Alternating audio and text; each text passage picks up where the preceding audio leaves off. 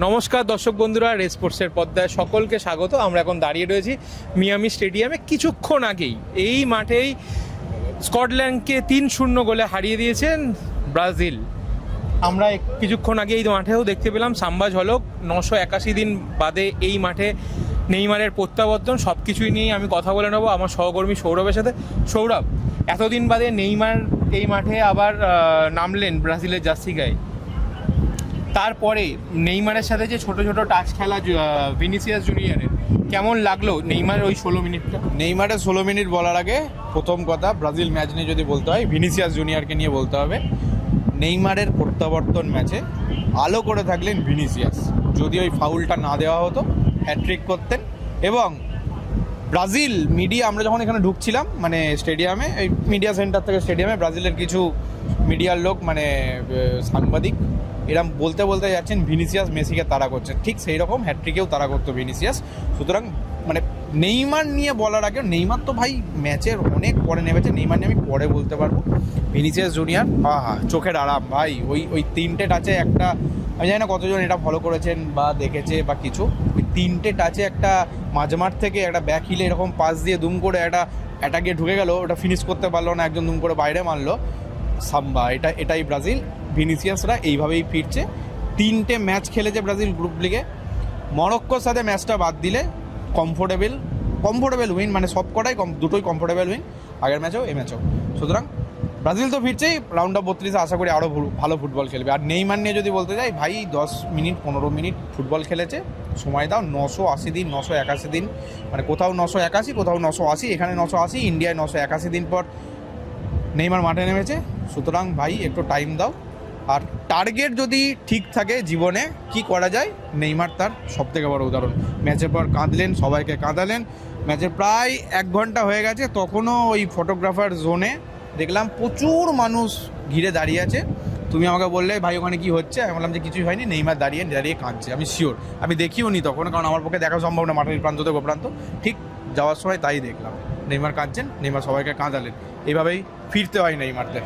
এবার তুমি যে কথা বললে যে ভিনিসিয়াস জুনিয়র আজকে নেইমারের প্রত্যাবর্তনের দিনও আলো করে রইলেন, ব্রাজিলের ইতিহাসে ভিনিসিয়াস জুনিয়র পরপর 3 ম্যাচে যে গোল করলো, 2002 সালে লাস্ট আমরা রোনাল্ডোর কথা মনে করি, তারপরে কোনো বিশ্বকাপে 3টে ম্যাচে পরপর কোনো ব্রাজিলিয়ান ফুটবলার গোল করেনি। সেখানে ভিনিসিয়াস জুনিয়রকে হয়তো আলাদা করে কি কোনো রকম দায়িত্ব দিয়েছে কার্লো আনচেলত্তি, তার কারণ কার্লো আনচেলত্তির সঙ্গে ভিনিসিয়াস জুনিয়রের যে জুটি আমরা সেটাও আগে দেখেছি রিয়াল মাদ্রিদে, সেই জুটিতে ভর করেই কি ব্রাজিলের সাম্বা ডান্স ফিরে আসছে?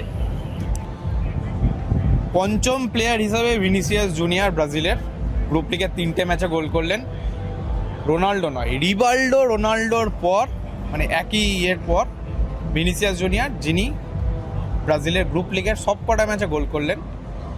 নামটা মনে পড়ছে, রোনাল্ডোর পর ভিনিসিয়াস জুনিয়র। মাঝখানে আজকে কিন্তু মাঠে রোনাল্ডো উপস্থিত ছিলেন, রিভাল্ডো উপস্থিত ছিলেন, আমরা দেখেছি। তারা খুব খুশি ভাই, তারা খুব খুশি। তাদের রেকর্ড ছুটছে, ভাঙছে, ব্রাজিলের ভাঙা দরকার। হেক্সার জন্য ব্রাজিলের সমস্ত কিছু করা দরকার। সুতরাং আর কার্লো আনচেলত্তি রিয়াল মাদ্রিদের দিনগুলোর থেকে মনে হয় প্ল্যানিং করে আসছিলেন যে এরপর আমার ব্রাজিল যাওয়ার আছে, ভিনিসিয়াস জুনিয়রকে আমি কীভাবে সেট করবো, ভিনিসিয়াস জুনিয়রকে আমি কীভাবে খেলাবো। নেইমার জুনিয়রকে তিনি খুব কম দিন কোচিং করাচ্ছেন, ভিনিসিয়াস জুনিয়র তার অধীনে দীর্ঘদিন খেলছেন। আজকে কালকে পরশু, মানে 3 মাস 4 মাস 6 মাস নয় ভাই, রিয়াল মাদ্রিদে তিনি তাকে তৈরি করেছেন। তার ফুটবল গেম, মানে ফুটবল পুরো জিনিসটা কার্লো আনচেলত্তি জানেন, কার্লো আনচেলত্তির পুরো জিনিসটা ভিনিসিয়াস জুনিয়র জানেন। সুতরাং সব কিছু নিয়েই রিয়াল মাদ্রিদের দিনগুলো মনে পড়াচ্ছে ব্রাজিল জার্সিতে ভিনিসিয়াস জুনিয়র। আরও একটা কথা যেটা আমরা দেখতে পেলাম, যে যখন নেইমার নামছেন তখন কার্লো আনচেলত্তি তাকে কাছে ডেকে নিলেন। তুমি সেটা ক্যামেরা বন্দিও করেছো, আমরা দেখছিলাম, পাশাপাশি বসেছিলাম যখন। তখন কি কথাবার্তা হচ্ছিল বলে তোমার মনে হয়? কেন এতদিন পরে নেইমার মাঠে নামছে, একটা কোচকে তিনি ভরসা দিতে পারবেন? কেন রাউন্ড অফ 32-তে ব্রাজিল পৌঁছে গেল, সামনে হয়তো জাপান বা ইংল্যান্ডের মতন দলকে সম্মুখীন হতে হবে ব্রাজিলকে, সেই সব নিয়ে কি তারা কিছু আজকে দিয়ে আলোচনা করে নিলেন? কিচ্ছু আলোচনা করছিলেন না এইসব। আর আমি মানে মাঠের এ প্রান্ত থেকে ও প্রান্ত, আমি টিয়া পাখি নিয়ে বসি না ভাই কলকাতা ময়দানে, সুতরাং আমার পক্ষে বলা সম্ভব না। কিন্তু যেগুলো হয়ে থাকে মাঠে নামার আগে, মানে চোটের জায়গায় কেমন অনুভব করছে এই সবগুলো সাধারণত জিজ্ঞাসা করে থাকে কোচেরা, এবং কেমন ফিল করছে এতদিন পরে এই পরিবেশটাই হঠাৎ করে, মানে অবভিয়াসলি দুটো ম্যাচ হয়ে যাওয়ার পর কার্লো হয়তো এগুলোই জিজ্ঞাসা করছিলেন। আমি ভাই বলতে পারবো না এপার থেকে ওপারে যে কী জিজ্ঞাসা করছিলেন, কী বলছিলেন। তবে হ্যাঁ, আমি ওই মুভমেন্টটার জন্য বসেছিলাম যে নেইমার কখন নামবেন, এবং আমার ক্যামেরা, আমি ব্রাজিলের গোলের কোনো সেলিব্রেশন আমি ফটো তুলিনি, কোথাও কোনো সেলিব্রেশন, কোনো মাঝমাঠের বল ফটো তুলিনি। আমি শুধু নেইমারকে দেখছিলাম, ভিনিসিয়াস জুনিয়র গোল করলে নেইমারের রিয়াকশন দেখছিলাম। গোটা ম্যাচটা আমি নেইমারকে মানে জাস্ট ক্যামেরার লেন্সে ধরে বসেছিলাম। অন্যান্য ফটোও তুলেছি, এমন না যে তুলিনি অবভিয়াসলি, কিন্তু নেইমার যখন নামছিলেন, ভাই স্প্যানিশ ভাষা আমি বুঝি না, তবে কার্লো আনচেলত্তির ছেলে এবং কার্লো আনচেলত্তি দুজনাই নেইমারকে যে পরামর্শগুলো দিচ্ছিল তার মধ্যে একটাতেও মনে হয়নি যে ফুটবলিং কোনো পরামর্শ তারা দিচ্ছিলেন। তারা ওই সবই হয়তো জিজ্ঞাসা করছিলেন যে এতদিন পর মাঠে নামছে, পরিবেশ হ্যান ত্যান এরকম এই সবই হতে পারে। কিন্তু আমার মনে হয় না যে কোনো এক্সট্রা ফুটবলিং জ্ঞান বা কোনো কিছু এক্সট্রা ফুটবলিং কোনো কারুকলাপ করার জন্য নেইমারকে ওখানে তিনি বলছেন। এবার আরেকটা কথা, যে তুমি যেমন বললে যে তুমি নেইমার কি করছেন, কি রিয়াকশন, সেগুলো যখন সার্ফিং বয় কুনা গোল করলেন, আগের ম্যাচেও গোল করেছেন, এই ম্যাচে গোল করেছেন, গোল করার পরে নেইমারের একদম কোলে গিয়ে উঠে পড়লেন, এবং এই যে কুনার ইনক্লুশন, আমি একটা কথা এখানে বলতে চাই, আমি বিশ্বের এত আনন্দিত ফুটবলার কাউকে দেখিনি যে মাঠের বাইরে যাচ্ছে, সে হাসতে হাসতে যাচ্ছে, এবং আমি সাধারণত কি রাগ, হ্যাঁ আমি বাইরে যাবো কেন, এরকম একটা রিয়াকশন হয়। কুনা বাইরে যাচ্ছে, নেইমার আসছে, শুধু এই রিয়াকশানগুলো দেখে বোঝা যায় যে এই সব প্লেয়ারদের জন্য বা এই সব ফুটবলারদের জন্য একটা নেশন কিভাবে ওয়েট করে। কুনার মতন প্লেয়ার, সে গোল করেছে, তার কোচের ওপর তার রাগ হওয়ার কথা না, জামায় তুলে নিচ্ছে, স্বাভাবিক ভাই, এটা তো হবেই, এটা তো হওয়ারই কথা। এটা নেইমার নামছে, নেইমারকে জায়গা ছেড়ে দিচ্ছে, তার জন্য তিনি হাসতে হাসতে বেরোচ্ছেন। মানে আমি এইটা যখন দেখছিলাম, তিনি যখন মাটিতে এরম করে প্রণাম করছেন, ছবিটা আমার কাছে আছে, মাটিতে এরম প্রণাম করছেন, হাসছেন, রীতিমতো হাসছেন। এর জন্যই ভাই নেইমার মাঠে নামাটা মানে এতটা গুরুত্বপূর্ণ ব্রাজিলের জন্য। প্রথমে কুনার গোল নিয়ে যেটা বলছিল, দুর্দান্ত ফিনিশ, কোনো কথা হবে না এই নিয়ে।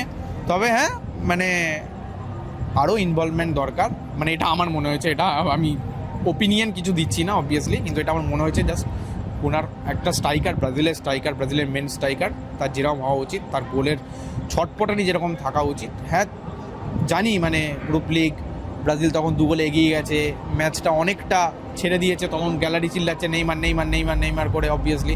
সুতরাং এইগুলো ছাড়াও কুনা ভালো খেলছে, এমন না যে খারাপ খেলছে, কিন্তু ব্রাজিল নাম্বার 9 তার মনে রাখা দরকার তার পিছনে কারা খেলে গেছে এই নাম্বার 9 হিসাবে। সুতরাং ব্রাজিল নাম্বার 9 হিসাবে কুনা আশা করি আরও ভালো গেম অবভিয়াসলি উপহার দেবে। দর্শক বন্ধুরা, আমরা সমস্ত কিছুই জেনে নিলাম সৌরভের কাছ থেকে, এবং আমাদের ব্রাজিলেরও 2টো ম্যাচ কভার করা হয়ে গেল, আর্জেন্টিনার 2টো ম্যাচ কভার করা হয়ে গেছে। এই মিয়ামি স্টেডিয়ামে 27 তারিখ আরও একটা ম্যাচ আছে। আমাদের দর্শক বন্ধুরা অনেকদিন ধরে এবার আমরা বর্দার ম্যাচ, মানে আপনারা সকলেই তো কলকাতা, সবাই তো বর্দার বলেই সম্বোধন করেন, মেসি হয়ে গেছে, নেইমার হয়ে গেছে, 27 তারিখ এই মাঠেই কলম্বিয়ার এগেনস্টে নামছে, মানে মেসির শহরে নামছে রোনাল্ডো, ঠিক আছে? তো সেই ম্যাচটা আমরা কভার করব। রেস স্পোর্টসের পর্দায় চোখ রাখুন। বিশ্বকাপের সমস্ত আপডেট পেতে আমাদের পেজটি ফলো করুন, সাবস্ক্রাইব করুন। সকলকে অসংখ্য ধন্যবাদ আমাদের পাশে থাকার জন্য।